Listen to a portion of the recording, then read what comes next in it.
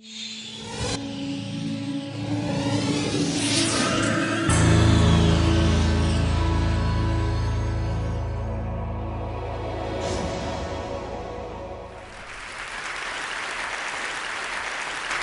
I was 7 years old and my sister was just 5 years old, we were playing on top of a bunk bed.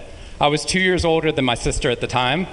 I mean, I'm 2 years older than her now, but at the time that meant she had to do everything that I wanted to do, and I wanted to play war. So we were up on top of our bunk beds, and on one side of the bunk bed I had put out all my G.I. Joe soldiers and weaponry, and on the other side were all my sister's Milos and ponies and ready for a cavalry charge.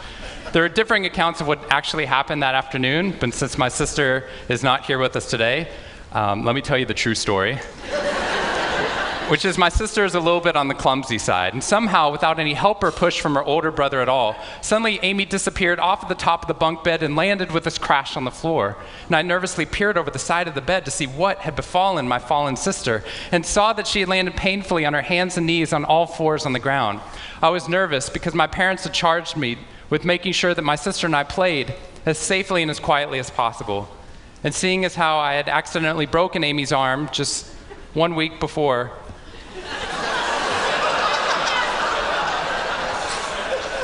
heroically pushing her out of the way of an oncoming imaginary sniper bullet, for which I have yet to be thanked. I was trying as hard as I could. She didn't even see it coming. I was trying as hard as I could to be on my best behavior, and I saw my sister's face this wail of pain and suffering and surprise, threatening to erupt from her mouth and threatening to wake my parents from the long winter's nap for which they had settled. So I did the only thing my little frantic 7-year-old brain could think to do to avert this tragedy. If you have children, you've seen this hundreds of times before. I said, Amy, wait, don't cry, don't cry. Did you see how you landed? No human lands on all fours like that. Amy, I think this means you're a unicorn. Now that was cheating, because there's nothing in the world my sister would want more than not to be Amy the hurt 5-year-old little sister, but Amy the special unicorn. Of course, this was an option that was open to her brain at no point in the past, and you could see on my poor, manipulated sister's face conflict, as her little brain attempted to devote resources to feeling the pain and suffering surprise she just experienced, or contemplating her newfound identity as a unicorn.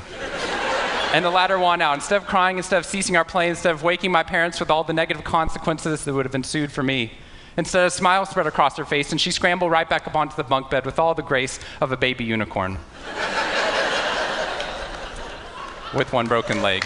What we stumbled across at this tender age of just 5 and 7, we had no idea at the time, was something that was going to be at the vanguard of a scientific revolution occurring 2 decades later in the way that we look at the human brain. What we had stumbled across is something called positive psychology, which is the reason that I'm here today and the reason that I wake up every morning. When I first started talking about this research outside of academia, out with companies and schools, the very first thing they said to never do is to start your talk with a graph. The very first thing I wanted to do is start my talk with a graph. This graph looks boring, but this graph is the reason that I get excited and wake up every morning. And this graph doesn't even mean anything. It's fake data. What we found is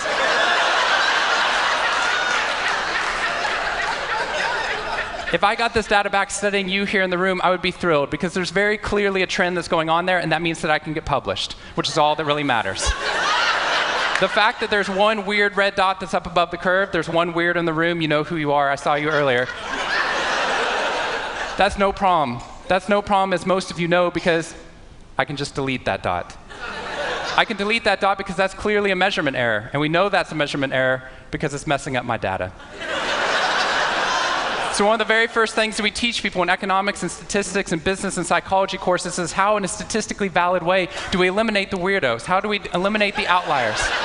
So that we can find the line of best fit, which is fantastic if I'm trying to find out how many Advil the average person should be taking, too. But if I'm interested in potential, if I'm interested in your potential, or for happiness, or productivity, or energy, or creativity, what we're doing is we're creating the cult of the average with science. If I ask a question like, how fast can a child learn how to read in a classroom? Scientists change the answer to, how fast does the average child learn how to read in that classroom? And then we tailor the class right towards the average. Now, if you fall below the average on this curve, then psychologists get thrilled, because that means you're either depressed, or you have a disorder, or hopefully both.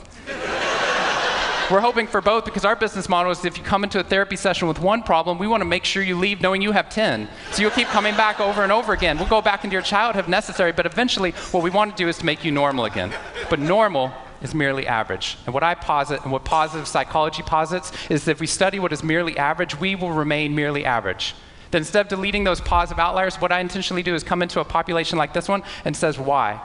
Why is it that some of you are so high above the curve in terms of your intellectual ability, athletic ability, musical ability, creativity, energy levels, your resiliency in the face of challenge, your sense of humor? Whatever it is, instead of deleting you, what I want to do is study you. Because maybe we can glean information, not just how to move people up to the average, but how we can move the entire average up at our companies and schools worldwide. The reason this graph is important to me is when I turn on the news, it seems like the majority of the information is not positive. In fact, it's negative. Most of it's about murder, corruption, diseases, natural disasters, and very quickly, my brain starts to think that's the accurate ratio of negative to positive in the world.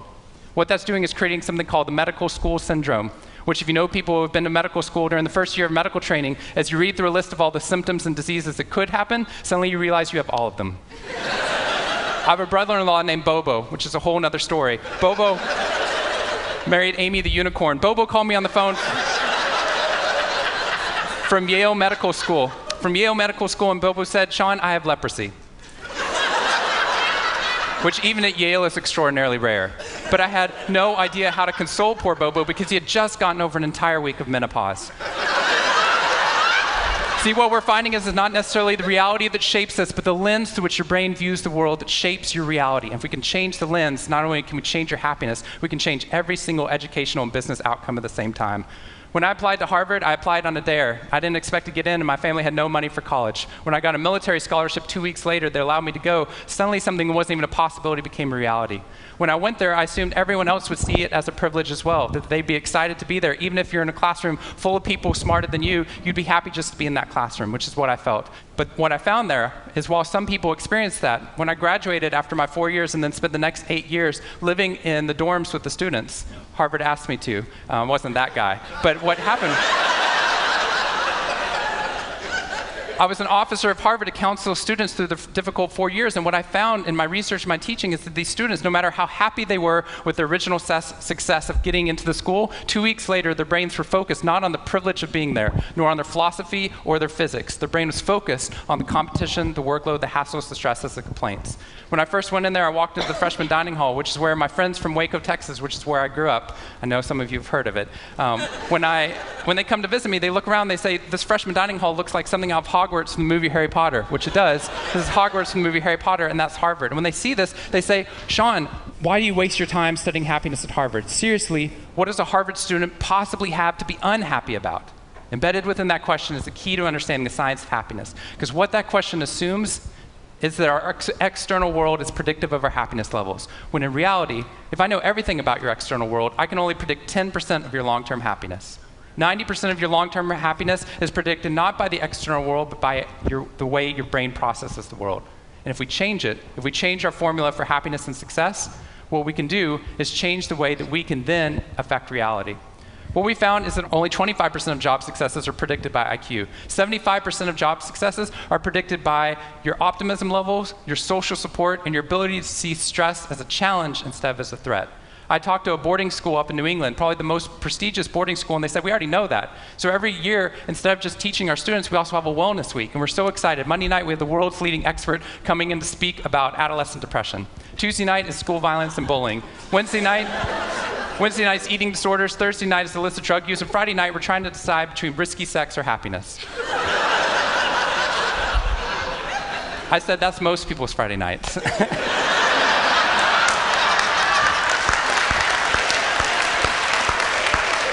Which I'm glad you liked, but they did not like that at all. Silence on the phone. And into the silence, I said, I'd be happy to speak at your school, but just so you know, that's not a wellness week, that's a sickness week. What you've done is you've outlined all the negative things that can happen, but not talked about the positive. The absence of disease is not health. Here's how we get to health. We need to reverse the formula for happiness and success. In the past 3 years, I've traveled to 45 different countries, working with schools and companies in the midst of an economic downturn. And what I found is that most companies and schools follow a formula for success, which is this: if I work harder, I'll be more successful. And if I'm more successful, then I'll be happier. That undergirds most of our parenting styles, our managing styles, the way that we motivate our behavior. And the problem is, it's scientifically broken and backwards for two reasons. First, every time your brain has a success, you just change the goalpost of what success looked like. You got good grades, now you have to get better grades. You got into a good school, now you have to get a better school. You got a good job, now you have to get a better job. You hit your sales target, we're going to change your sales target. And if happiness is on the opposite side of success, your brain never gets there. What we've done is we've pushed happiness over the cognitive horizon as a society. And that's because we think we have to be successful, then we'll be happier. But the real problem is our brains work in the opposite order. If you can raise somebody's level of positivity in the present, then their brain experiences what we now call a happiness advantage, which is your brain at positive performs significantly better than it does at negative, neutral, or stressed. Your intelligence rises, your creativity rises, your energy levels rise. In fact, what we found is that every single business outcome improves. Your brain at positive is 31% more productive than your brain at negative, neutral, or stressed. You're 37% better at sales. Doctors are 19% faster, more accurate at coming up with the correct diagnosis when positive instead of negative, neutral, or stressed, which means we can reverse the formula. If we can find a way of becoming positive in the present, then our brains work even more successfully as we're able to work harder, faster, and more intelligently. What we need to be able to do is to reverse this formula so we can start to see what our brains are actually capable of. Because dopamine, which floods into your system when you're positive, has two functions. Not only does it make you happier, it turns on all the learning centers in your brain, allowing you to adapt to the world in a different way. We've found that there are ways that you can train your brain to be able to become more positive. In just a 2-minute span of time, done for 21 days in a row, we can actually rewire your brain, allowing your brain to actually work more optimistically and more successfully. We've done these things in research now in every single company that I've worked with, getting them to write down 3 new things that they're grateful for 21 days in a row, 3 new things each day. And at the end of that, their brain starts to retain a pattern of scanning the world not for the negative, but for the positive first. Journaling about one positive experience you've had over the past 24 hours allows your brain to relive it. Exercise teaches your brain that your behavior matters. We find that meditation allows your brain to get over the cultural ADHD that we've been creating by trying to do multiple tasks at once, and allows our brains to focus on the task at hand. And finally, random acts of kindness or conscious acts of kindness. We get people, when they open up their inbox, to write one positive email praising or thanking somebody in their social support network. And by doing these activities and by training your brain, just like we train our bodies, what we found is we can reverse the formula for happiness and success, and in doing so, not only create ripples of positivity, but create a real revolution. Thank you very much.